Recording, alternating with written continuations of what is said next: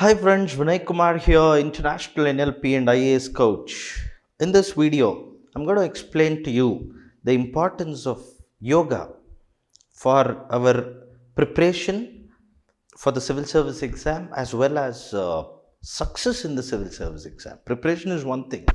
I'm saying even for success in civil service exam, you very much need yoga for life, my dear friends. Now, why is yoga so important, especially for IAS aspirants? Especially for IAS aspirants, especially for civil service aspirants, my dear friends. When I look deeply into the question, I realized, my dear friends, it's not only uh, to help us stay fit during the course of our preparation by regular, physical exercises that are there with yoga. All that bending, stretching, which is not only going to free your muscular system or free your nervous system. It's not only that, but there is much more to yoga for our preparation, my dear friends, and of course, our performance in the exam. When you look into the benefits beyond the body, benefits that attend to you beyond what benefits it can do to the body alone, there are so many things that yoga does. If you are a serious IAS aspirant, my dear friends, especially, I see yoga as a magic bullet to IAS aspirants because of the effect that it can have on your mind. Whether you are a civil service whether you are a civil service aspirant or if you're not an aspirant, you know very well one thing that we all share in common is mind, which is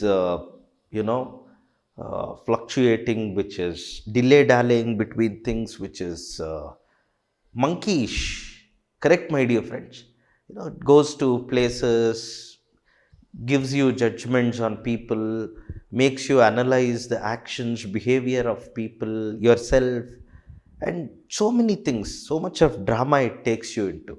And with all this drama, my dear friends, you are not supposed, how can you actually focus on your preparation? Are you connecting to what I'm trying to tell you, my dear friends? How can you focus on your preparation? Hmm? So, one good thing that yoga does is it puts your mind to peace, it puts your mind to rest. All those randomness of thoughts, randomness of emotions that gets created in you from time to time will come down very much, my dear friends. I can say disproportionately. I mean, with yoga and without yoga, you may also practice some good form of meditation. I'm talking even of meditation as a part of yoga here. In the 8 limbs of yoga, one of them is dhyana. So, meditation is part of yoga, my dear friends. Fair enough. Having said that, um, so what happens, my dear friends, when you regularly practice yoga, your mind is put to very good rest, very good peace, so that you can concentrate on your work. You can focus really well on your work. Hmm? If that one problem is solved, I'll tell you 99% there is a possibility of you clearing this exam, because I see a lot of IAS aspirants needlessly, my dear friends, getting into dejections, depressions, frustrations needlessly. See, first thing first, many IAS aspirants don't acknowledge the fact that all their problems have their source in themselves. Their lethargy, their complacency, their procrastination, their inability to take initiative, all that, my dear friends. But you know what they do? They want to pass on this blame, they want to pass on this socially conditioned frustration on someone. Okay, and they see in that, what we call as ventilation channels to take out their frustration, they get into a lot of problems, my dear friends. See, if you are radiating Evil, what does that mean? There is a lot of evil within you. If you are radiating good, what does that mean? There is a lot of good in you. Who are the people who are radiating wrong things, my dear friends? People who have wrong in them. Yes or no, my dear friends? Good people, compassionate people, principle centered people, they can only radiate that, my dear friends. Whatever you have, you can radiate that. Yes or no, my dear friends? So without looking within, without diagnosing the problems within properly, my dear friends, people get into all these problems. But what I'm trying to tell you is, there is a way to fix it, even if you have not diagnosed. Yoga is the way. Yoga can fix your problems related to mind. And that's why I see it as a class apart from any other form of physical exercise that you get into, because they're mostly attending to body, and they give you that high. They give you that emotional high. There's something called runner's high. People after running, they feel that high, that energy and all that, enthusiasm and all that. This is there with almost all other physical exercise as well. Even if you're hitting a gym, you experience it. But yoga attends to the mind beyond the body.